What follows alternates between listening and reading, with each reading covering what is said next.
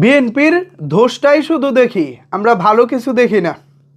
বিএনপির জোট সরকারের প্রধানমন্ত্রী জনাব তারেক রহমান সাহেব আজকে যে এই চমৎকার কাজটি করেছেন, এই কাজটি নিয়ে আজকে সারাদিন কতজন মানুষ আলোচনা করেছে বলুন তো?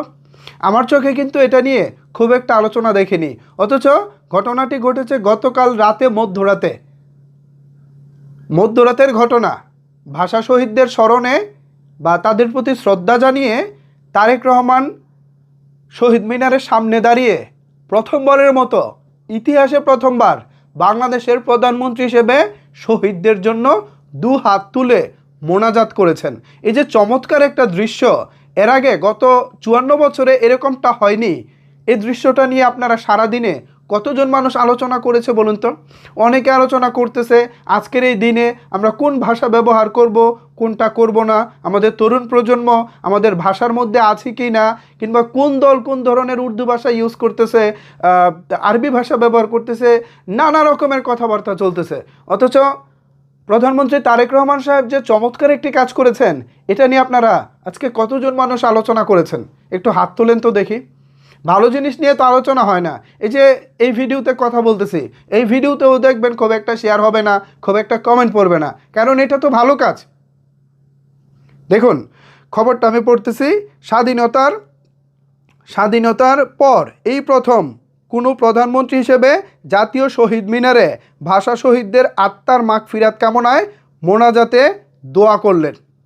ভাবতে পারেন, দেশের একজন প্রধানমন্ত্রী জনাব তারেক রহমান, তিনি একটা অনন্য দৃষ্টান্ত উপস্থাপন করেছেন। অথচ এইটা নিয়ে না বিএনপির পক্ষ থেকে না অন্যান্য কোনো সচেতন মহলের পক্ষ থেকে খুব একটা আলোচনা হতে দেখলাম না। কেন দেখলাম না আমি আসলে বুঝে পাই না। এটা কি ধর্মীয় অনুভূতির কারণে আলোচনা হয়নি? মানে একটা পক্ষ তো আছে, ধর্মীয় অনেক কিছুতে তাদের নানা রকমের অ্যালার্জি আছে। ফুল দিয়ে শহীদদের স্মরণ করা কিংবা প্রথম প্রহরে শহীদদের করা, সম্মান জানানো, এটা নিয়ে হয়তো বা অনেকেরই অনেক রকমের আনন্দ আছে। কিন্তু ভাই, প্রথম প্রহরে ঠিক আছে তাদেরকে স্মরণ করবেন, ফুল দিয়ে শ্রদ্ধা জানাবেন, সবই ঠিক আছে, কিন্তু ভাই তাদের জন্য তো দোয়াটাও করতে হবে। আমরা ফুল দিলাম, একদিনের জন্য স্মরণ করলাম, ভাই এতে কি শহীদের আত্মা শান্তি পাবে? হ্যাঁ, আমাদের ভাষার জন্য তারা জীবন দিয়েছে, কিন্তু তাদের জন্য তো দোয়াটাও করতে হবে।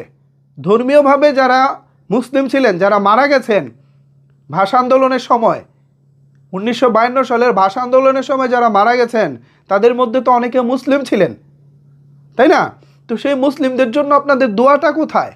আজকে প্রধানমন্ত্রী তারেক রহমান সাহেব দোয়া করেছেন, এটা নিয়ে আমি কোথাও কোনো প্রশংসা কিংবা এটা নিয়ে কোনো আলোচনা দেখলাম না। আমাকে বিষয়টা আসলে হতাশ করেছে। পজিটিভ দিকগুলো নিয়ে আমরা আলোচনা করি না, সারাদিন নেগেটিভ বিষয়গুলো নিয়ে চর্চা করি। এরকম পজিটিভ বিষয়গুলো নিয়ে আলোচনা করেন, এতে করে প্রধানমন্ত্রী আরও বেশি উৎসাহিত হবেন এবং ভবিষ্যতে এর চাইতে আরও ভালো ভালো কাজ নিশ্চয়ই তিনি করবেন। প্রথমবারের মতো, স্বাধীনতার পরে প্রথমবারের মতো আমরা একজন প্রধানমন্ত্রী পেয়েছি যিনি ভাষা শহীদদের স্মরণে, ভাষা শহীদদের আত্মার মাগফিরাত কামনায় দোয়া করতেছেন। সেলুট মাননীয় প্রধানমন্ত্রী তারেক রহমান সাহেব, সেলুট। ভিউয়ার্স, এ বিষয়ে আপনাদের মতামত কি জানাতে পারেন নিচের কমেন্টস বক্সে। ধন্যবাদ সবাইকে এতক্ষণ আমার সাথে থাকার জন্য।